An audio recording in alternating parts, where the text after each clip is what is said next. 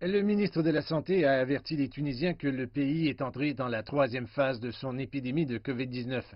Fawzi Mehdi a souligné que le taux de mortalité dû au virus n'a pas dépassé 1%, alors que l'âge moyen des personnes décédées est de 75 ans. J'appelle les citoyens tunisiens à coexister avec le virus sans crainte tout en respectant les consignes sanitaires et les normes d'hygiène.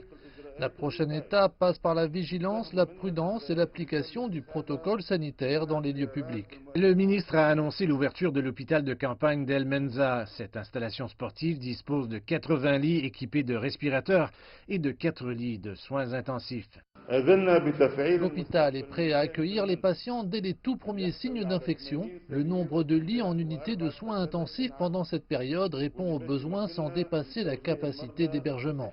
Nous devons encore surmonter les problèmes de coordination pour arriver à une bonne répartition des lits aux patients. La coordinatrice nationale du programme anti-Covid-19 et porte-parole du ministère de la Santé a souligné que le nombre de personnels médicaux est susceptible d'augmenter dans le pays. 450 médecins et ambulanciers ont été testés positifs pour la Covid-19. L'augmentation est due à la transmission communautaire du virus en raison de foyers d'infection actifs dans de nombreuses régions. Les enquêtes épidémiologiques ont montré que la plupart des infections causées par la maladie ont eu lieu en dehors des hôpitaux. L'Observatoire national des maladies nouvelles et émergentes a révélé que plusieurs médecins et ambulanciers avaient contracté le virus en dehors des hôpitaux. Les personnes infectées ont ensuite propagé le coronavirus dans un certain nombre d'établissements de santé.